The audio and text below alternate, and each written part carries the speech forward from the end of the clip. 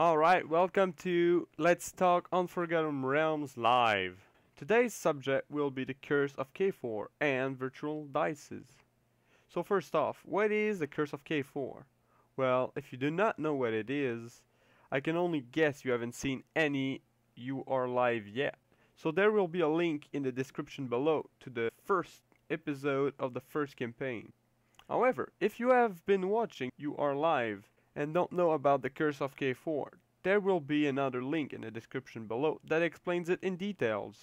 To sum it up, the Curse of K4 is that players roll 4 more often than any other numbers. Don't roll your dice into each other, please. Oh my god. Why? Why? The goddamn four! Oh my god! Serious. So the question is the Curse of K4 real or pure imagination? To answer this question, we could just count how many times 4 are rolled compared to other numbers. But that would be too easy. Instead, let's look at how dices work in real life. You see, dices do not have equal chances to land on all numbers, because some faces can be bigger or smaller by micrometers. It can't be seen with the eye, but it's still there. And it's not only cheap dices. You could buy a $20 D20 in a specialized store, and it wouldn't be any more balanced. So how does it work? Let's say we have a dice that, as most dices, isn't balanced, and this particular dice has the opposite face of the 4 being bigger than other faces. This would result in more 4 being rolled. But why is it so? When a dice rolls, it loses energy every time it lands on a flat area. The bigger that face is, the more energy it loses. The smaller the face, the less energy. If the energy is not enough, it will land on that flat zone. You might be thinking, alright, this is fun and all, but Curse of K4 isn't real life. Well, since it's a virtual physical dice in Tabletop Simulator, such thing would affect it too. Although the dice should theoretically have all faces equal, it shouldn't also be able to not land a number at all. Zawaru. Boop. What we get? Duh! You can do a reroll. It's stuck on the edge. I really hate this dice, you guys. Yeah, this will probably be one of the last weeks. Since there's other issues with the dice, an issue where all the faces aren't of equal size could also be possible.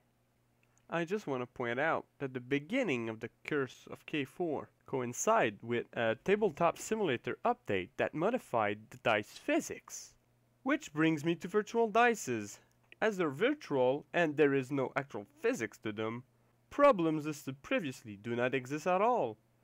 I started adding the digital dice, so things like this you can see. Boop. We may use them next week. You know, I'm still kind of setting them up so that they can work. I would much rather prefer digital dice for you guys. There is 2 issues with virtual dice, however. The first is how easy it can be to cheat the results. Rob already said he would never do it, but let's pretend he does, which he won't.